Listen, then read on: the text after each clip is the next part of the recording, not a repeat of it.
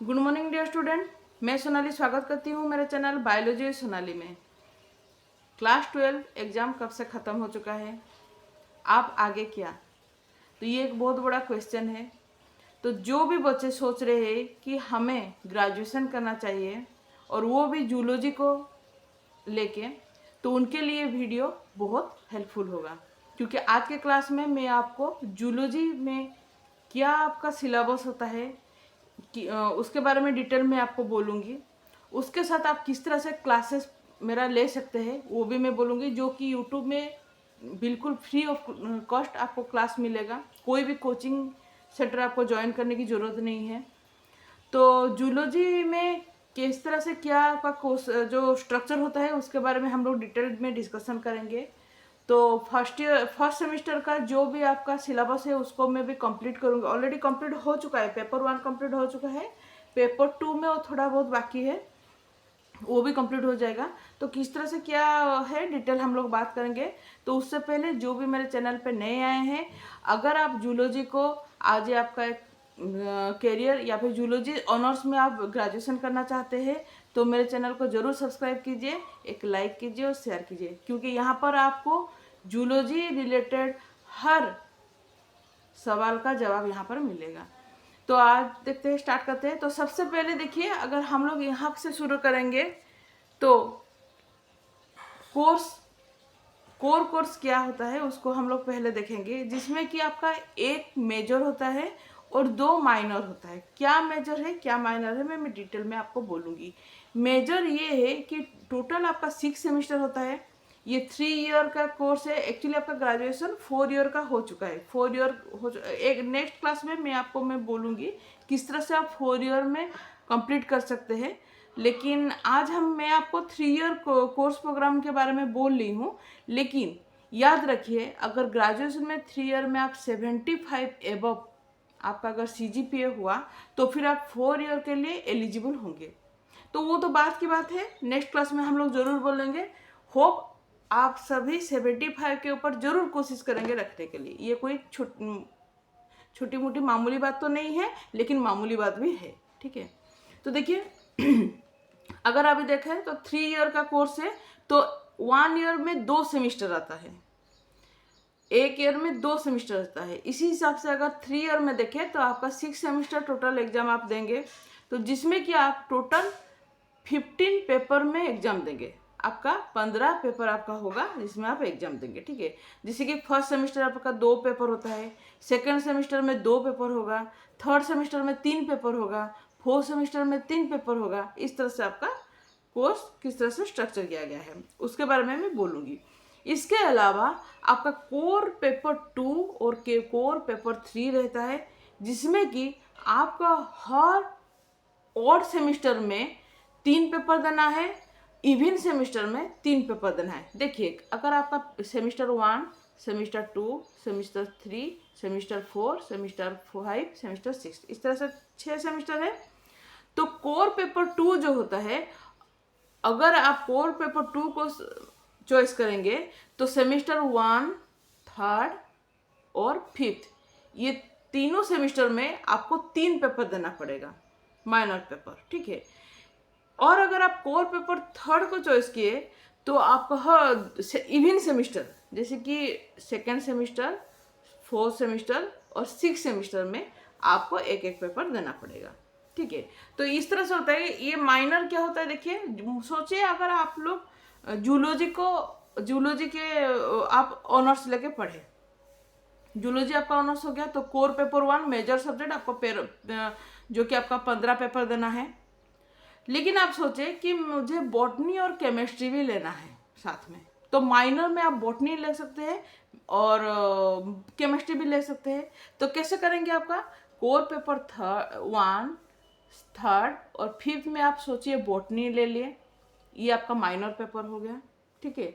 Zoology तो आपका major paper है, उसमें आप तो ग्रेजुएशन करेंगे, लेकिन आपको साथ में बॉटनी, बायोटेक्नोलॉजी, केमिस्ट्री ये सब भी पढ़ना बहुत अच्छा होता है, क्योंकि इसमें आपके रिलेटेड आपका सब्जेक्ट है ना, तो इसमें आप बहुत अच्छा कर सकते हैं। या तो बॉटनी ले सकते हैं, बायोटेक्नोलॉजी ले सकते हैं, जिसमें कोई कॉलेज में अगर बायोटेक्नोलॉजी है तो बायोटेक्नोलॉजी ले सकते हैं आप।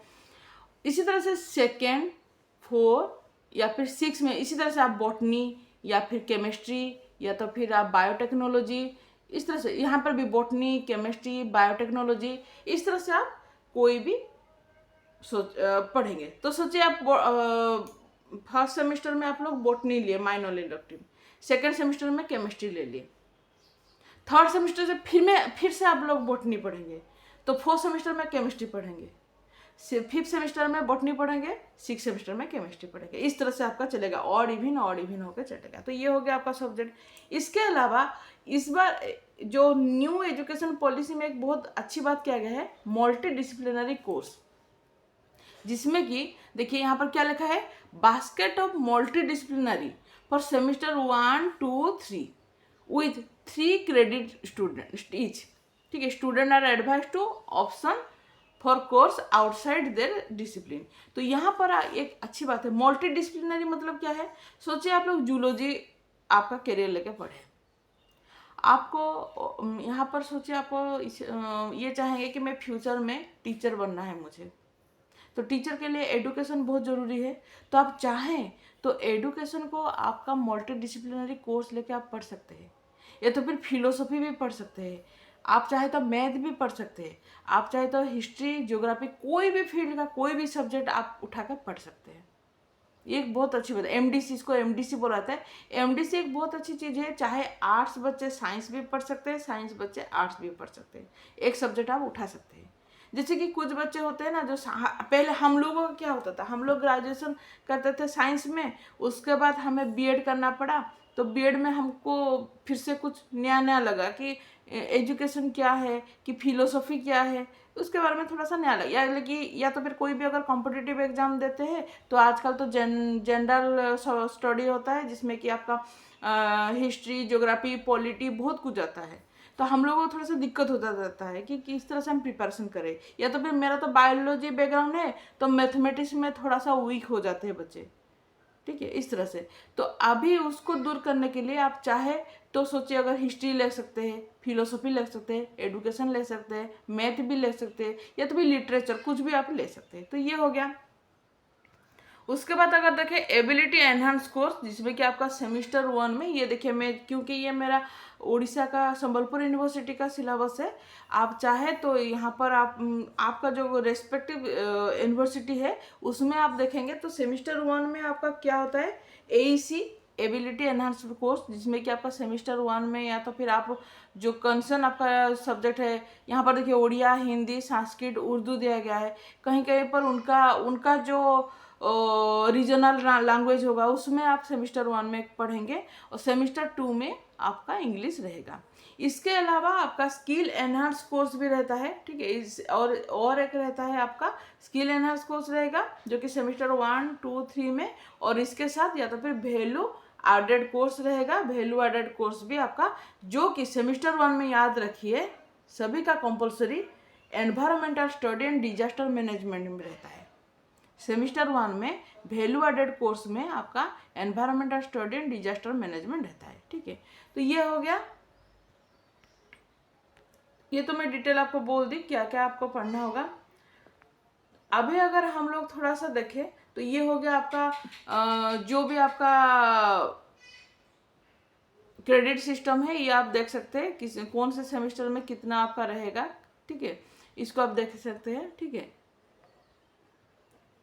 तो ये तो अभी थोड़ा सा जाना नहीं, जब फ्यूचर में आप लोग जानेंगे तो किस तरह से क्या रहेगा। लेकिन मैं यहाँ पर एक चीज़ बोल देती हूँ आपको, बार बार मैं ये बात अपने स्टूडेंट को भी बोलती हूँ कि हमेशा कोशिश करिएगा प्रेजेंट, मतलब क्लास में एब्सेंट नहीं रहना है, एब्सेंट को अवॉइड कीजिएगा। क्योंकि देखिए यहाँ पर एक चीज़ कर दिया गया है, कोई भी बच्चा विदाउट प्रैक्टिकल उसका मैक्सिमम जो सीजनल मार्क रहता है वो 40% रहता है। मिड सेम एक एग्जाम होगा जिसमें 20% रहेगा। देखिए यहाँ पर एक चीज़, अगर आपका 95 एबव अटेंडेंस रहेगा तो आप 5 मार्क यहाँ पर पाएंगे। अच्छी बात है ना, 1 मार्क के लिए भी बच्चे फेल होते हैं, आपको 5 मार्क यहाँ पर मिलता है। ठीक है, अगर 85 से 94 के अंदर आपका अटेंडेंस रहा, मतलब 100 से अगर आप 85 से 94 के अंदर अगर आप प्रेजेंट है क्लास में, तो 4 मार्क मिलेगा। और 75 to 84 तो 3 मार्क मिलेगा। 75 अटेंडेंस से अगर नीचे हो गए तो हो सकता है आपको एग्जाम में नहीं अलाउ करेंगे। तो ये सोच समझ के आप देखिए, यहाँ पर आपको 5 मार्क का इम्पोर्टेंस बहुत है। हाँ, कभी कभी भगवान ना करे अगर तबीयत खराब हो गया कि कुछ हो गया कि एब्सेंट हो गया तो वो अलग बात है, ठीक है। और वहाँ पर सरप्राइज टेस्ट भी यहाँ पर होता है आपका, ठीक है। तो ये तो क्वेश्चन पैटर्न हो गया, जब आप एडमिशन लेंगे उस वक्त आप देखेंगे। मैं अब थोड़ा सा इसके बारे में बोल दी, क्योंकि मैं बार बार बच्चों को बोलती हूँ कि कभी अटेंड आपका ज़्यादा से ज़्यादा हो सके तो क्लास अटेंड कीजिए, ठीक है। इसलिए मैं आपको बोली, बाकी जो भी आपका एग्जाम पैटर्न होता है वो तो बाद में आपको पता चलेगा, क्योंकि अभी इसके बारे में डिस्कशन करके कोई लाभ नहीं है। और मैं आगे आगे इसके बारे में मैं गाइडेंस दूंगी। अगर आप मेरे साथ जर्नी करना शुरू किए तो आप जरूर गाइडेंस पा जाएंगे। तो ये देखिए, ये हो गया आपका जो क्वेश्चन पैटर्न किस तरह से रहता है उसके बारे में हो गया। तो देखिए, पेपर 1 पेपर 2 में आप क्या पढ़ेंगे, देख सोचिए। अभी आप जूलॉजी ऑनर्स ले लिए, ठीक है, आप गए एडमिशन कर लिए जूलॉजी ऑनर्स में, तो आप क्या पढ़ेंगे यहाँ पर। तो आपको ये पढ़ना है कि सेमेस्टर 1 में आपको 2 मेजर पेपर देना है, ठीक है। तो मेजर पेपर 1 में आप इन्वर्टिब्रेट पढ़ेंगे, जो कि प्रोटिस्टा से लेके एर्काइनोडर्माटा। ऑलरेडी आप जो क्लास 11 में आपको पता है कि जब आप एनिमल डाइवर्सिटी पढ़े हैं, जिसमें कि प्रोटिस्टा से लेके एकाइनोडर्माटा के जेंडर कैरेक्टर बारे में आपको पता है, यहाँ पर उसको हम लोग ब्रीफली पढ़ेंगे। उसके बाद पेपर 2 जो होता है, पेपर 2 में आप डाइवर्सिटी ऑफ कोडेड, जिसमें कि प्रोटोकोडेड से लेके मामल तक पढ़ेंगे आप। इसके साथ आपका पेपर 1 का प्रैक्टिकल है और पेपर 2 का प्रैक्टिकल है, ठीक है। ये हो गया आपका सिस्टम, ठीक है, जो कि क्रेडिट है, 4 क्रेडिट है, 100 मार्क का फुल एग्जाम होगा। तो ये हो गया आपका। अभी देखिए, इसके अलावा 2 पेपर हो गया। पेपर 1 में आप लोग इन्वर्टिब्रेट पढ़े, पेपर 2 में आप लोग वर्टिब्रेट पढ़े।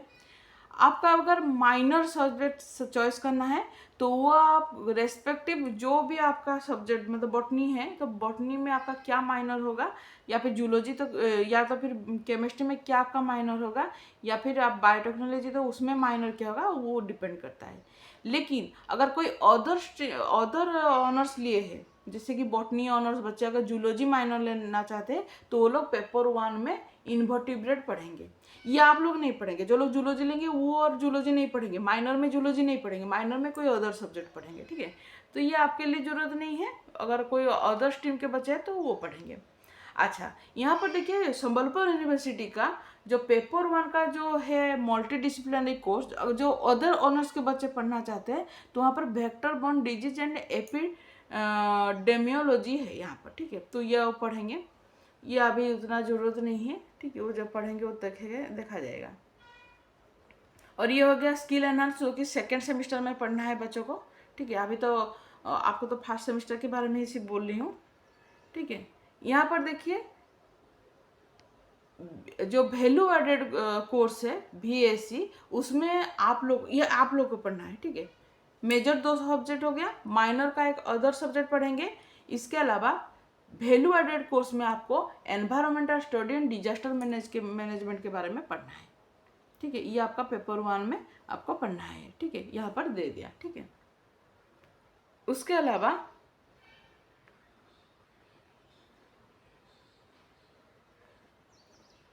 अच्छा, इसके अलावा MDCA कोर्स यहाँ पर इंट्रोड्यूस नहीं हुआ है। आप लोग MDCA पढ़ेंगे, जो कि आप कोई भी अदर स्ट्रीम के सब्जेक्ट ले सकते हैं, जैसे कि फिलोसफी, केमिस्ट्री, बॉटनी, या तो फिर आप लोग पढ़ेंगे मैथमेटिक्स, हिस्ट्री, ज्योग्राफी, पॉलिटी, कुछ भी लेके पढ़ सकते हैं। तो सेमेस्टर 1 में आपका जो भी सिलेबस है, क्या सिलेबस है, तो ये हो गया आपका पहला यूनिट 1 में प्रोटिस्टा से लेके आपका निडेरिया तक हो गया, ठीक है।